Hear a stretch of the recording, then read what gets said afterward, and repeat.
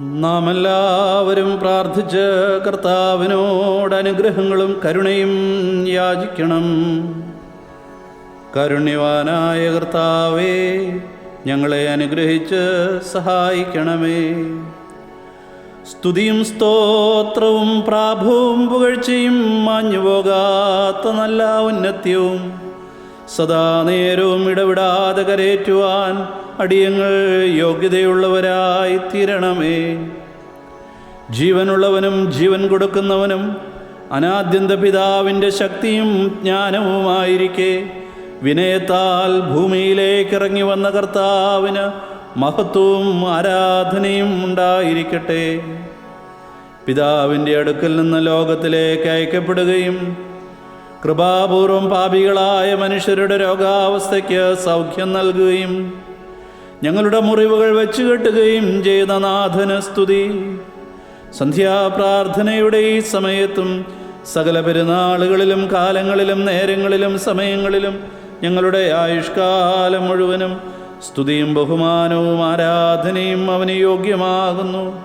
ബുക്കുലഹുന്യവുമോസോ ദഹായാൻ ലഉൽമീൻ.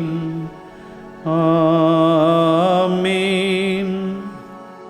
ഞങ്ങളുടെ മിശിഹാ തമ്പുരാനെ, നാശത്തിൽ പഴകിപ്പോകുകയും സാത്താനാൽ ഞെരുക്കപ്പെടുകയും ചെയ്ത ഞങ്ങളുടെ വർഗത്തോട് നിനക്ക് കരുണ തോന്നിയല്ലോ. നീ സ്വർഗത്തിൽ നിന്ന് ഭൂമിയിലേക്ക് ഇറങ്ങി വിശുദ്ധ കന്യക മറിയാമിൻ്റെ ഗർഭത്തിൽ വസിച്ച് ജഡപ്രകാരം അവളിൽ നിന്നും ജനിച്ചു.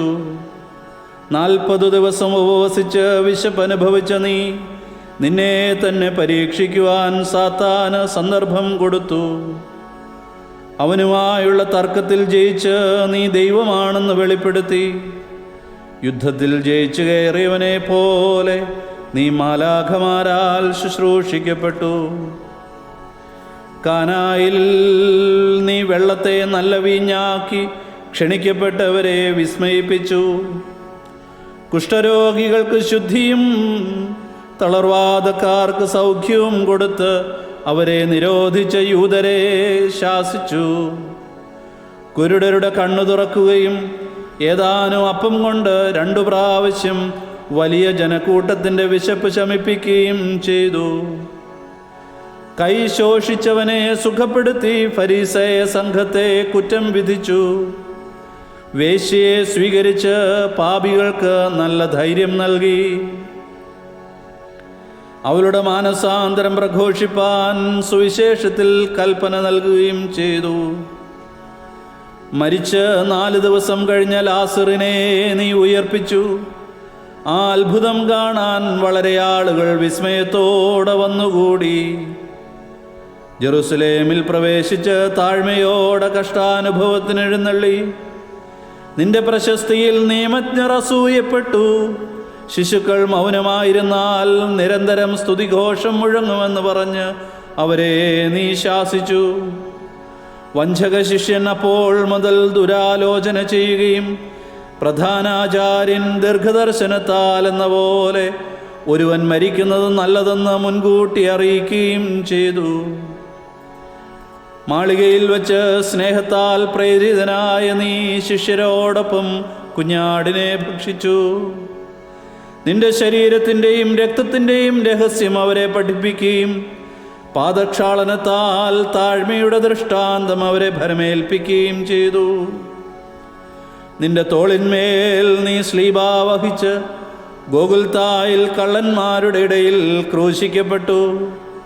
അതിൽ ഒരുവന് പറുദീസ ലഭിച്ചു, മറ്റവന് സ്വന്തം തീരുമാനമനുസരിച്ച് നാശം സംഭവിച്ചു. നീ കബറിൽ 3 ദിവസം താമസിച്ച് നാശം കൂടാതെ അതിൽ നിന്ന് പുറത്തു വന്ന് ശിഷ്യന്മാർക്ക് കാണപ്പെട്ടു. ശിഷ്യന്മാരെ സൈത്തുമലയിൽ കൂട്ടിക്കൊണ്ടുപോയി പിതാവിൻ്റെ വാഗ്ദാനം നിവർത്തിച്ചുകൊണ്ട് ആശ്വാസപ്രദനായ പരിശുദ്ധ റൂഹായെ അവർക്ക് അയച്ചു കൊടുക്കുകയും ചെയ്തു. അഗ്നിയും ആത്മാവുമാണ് ദൈവമെന്നും അവനെ ആരാധിക്കുന്നവർ ആത്മാവിലും സത്യത്തിലുമാണ് ആരാധിക്കേണ്ടതെന്നും പഠിപ്പിച്ചുകൊണ്ട് അവരിൽ പരിശുദ്ധ റൂഹ ആവസിച്ചു. ത്രിത്വമായ ഏകസാരാംശത്തെ ഞങ്ങൾ സത്യത്തിലും ആത്മാവിലും ആരാധിക്കുന്നു. ഞങ്ങളിൽ തൻ്റെ കരുണ ചൊരിഞ്ഞ പിതാവിനും ഞങ്ങൾക്ക് വേണ്ടി ജഡപ്രകാരം മരിച്ച പുത്രനും രഹസ്യങ്ങൾ നിവർത്തിക്കുകയും ദാനങ്ങൾ നിറവേറ്റുകയും ചെയ്യുന്ന പരിശുദ്ധ റൂഹായിക്കും ഞങ്ങൾ സ്തുതിയും സ്തോത്രവും സമർപ്പിക്കും.